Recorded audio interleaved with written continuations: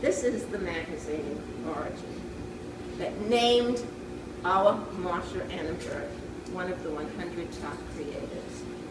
And I saw her work at a mixed show of artists, and I fell in love with it immediately, and I thought, she's got to be in my gallery. And she answers questions and makes observations in her art that no one else does. And that's why she's called one of the 100 top creators. She's going to tell you more about why she does it and what she does, and then there's going to be questions. I have many questions for her, but I'm going to save it for after her talk. So now I want to introduce you to this absolutely wonderful artist and wonderful lady, Marsha.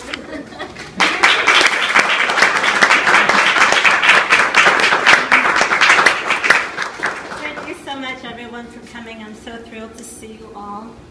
And you should know that Ellie Flomenhoff is an extraordinary person, because there are very, very few gallerists in New York City, or actually in America, who would even think of broaching topics like global warming or the media. And she's so courageous, and she has such integrity, and I feel so blessed and lucky to have met her and to be part of her world. So let's give Ellie a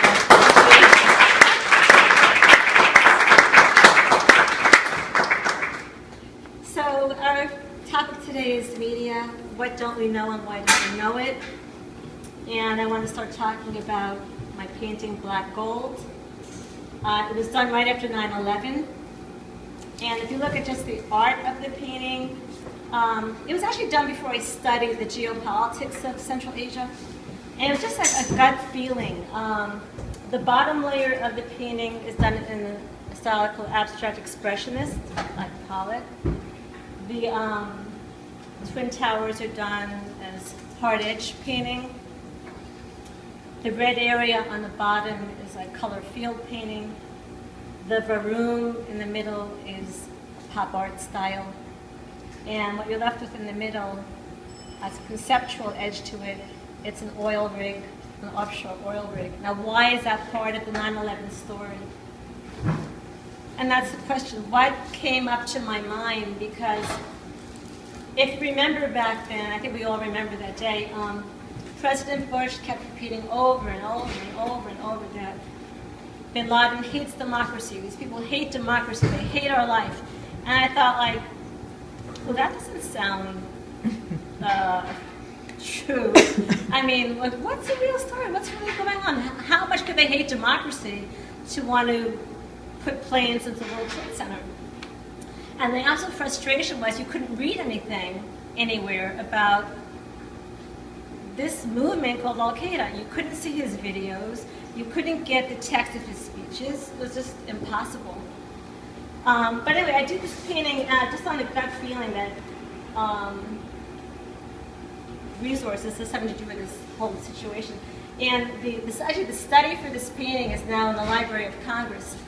There's a gallery that's defunct now called Exit Art, and they did an exhibit called Reactions. It was an open call for anyone who wanted to participate in the exhibit. And I sent in the study for this painting. And as I've learned more about Central Asia, the painting becomes worth more and more to me because, well, just to begin from the beginning, I sent away for a book on Amazon for Osama bin Laden's speeches because I just had to know what he was saying. And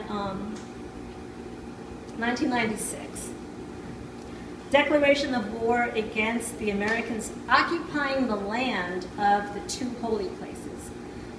He was enraged that our infidel forces had come into Saudi Arabia to protect Saudi Arabia against Saddam Hussein. Saddam Hussein had gone into Kuwait, and they were afraid he would go into Saudi Arabia. So he stationed our troops in Saudi Arabia for many years.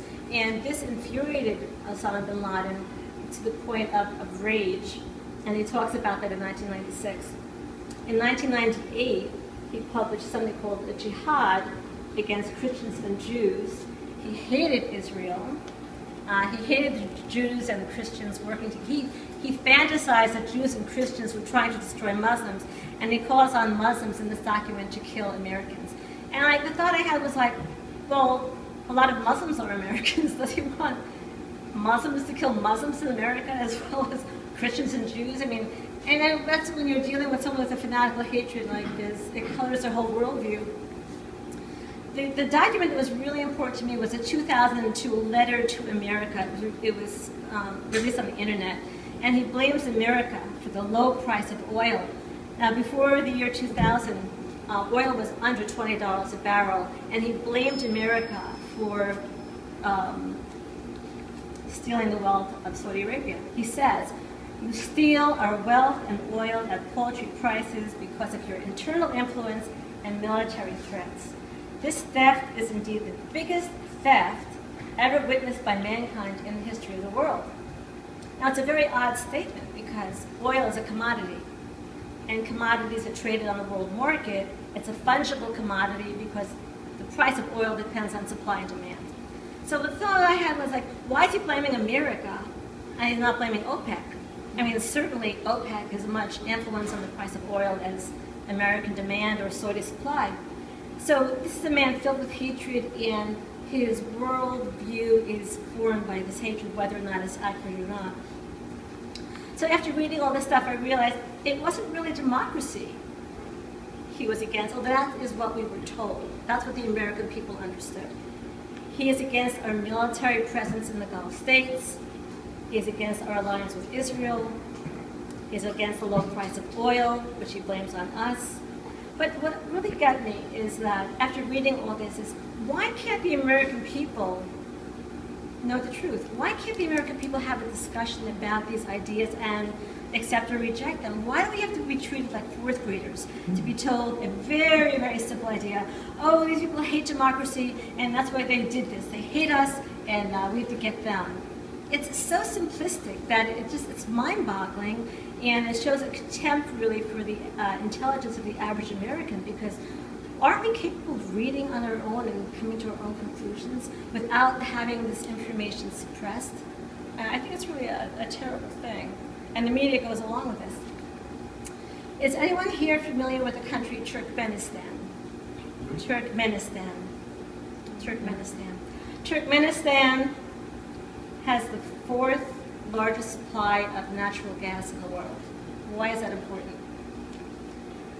It's important because the Taliban were on the verge of signing a contract with an American company called Unocal in 1997.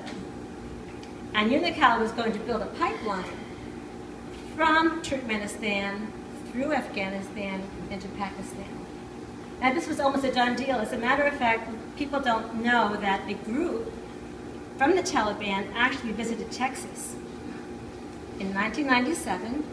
George Bush was governor, and they went to visit the home of the vice president of Unocal. His name was Marty Miller, and they were about to sign a deal, a very lucrative deal.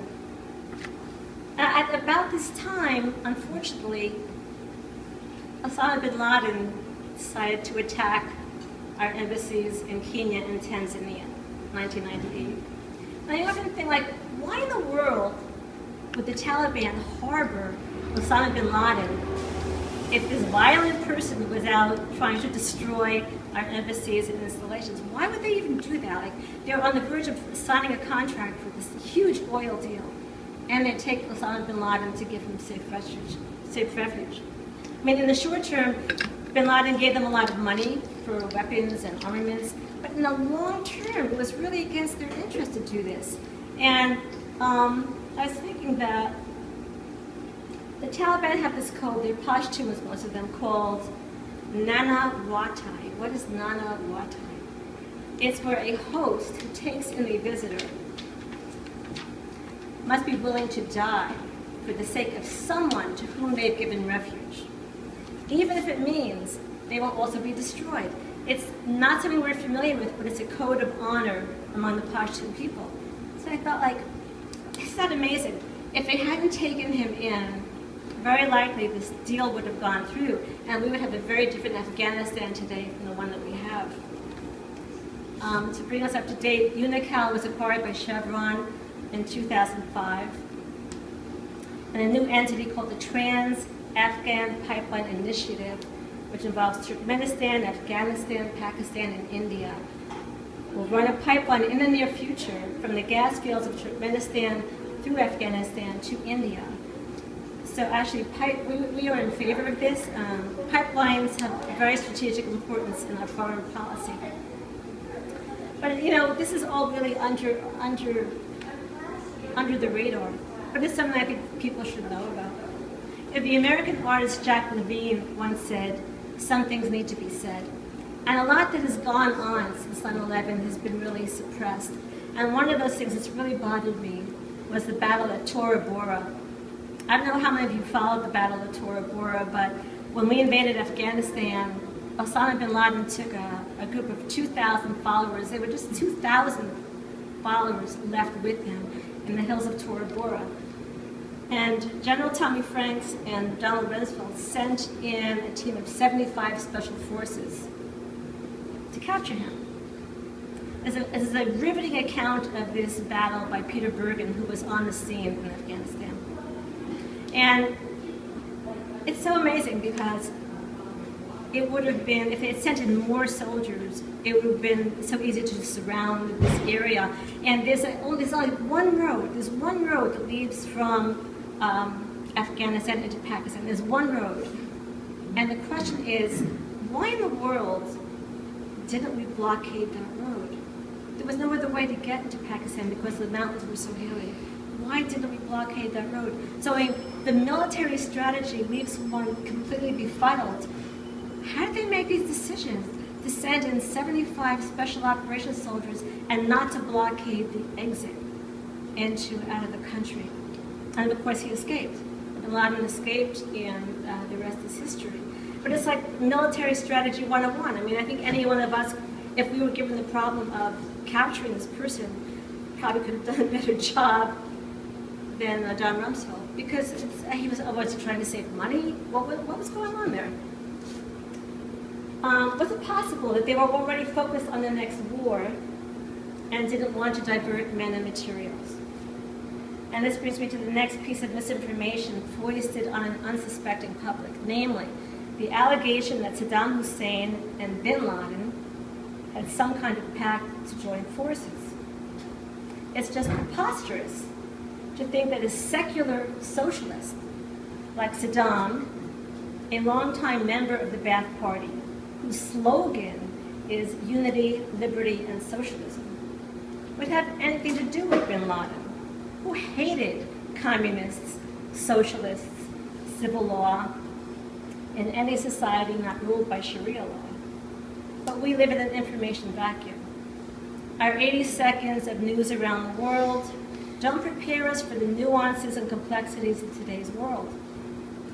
President Bush was banking on our ignorance to manipulate our fear of the unknown. We believe the allegations because we know nothing about the people of Central Asia or the Middle East.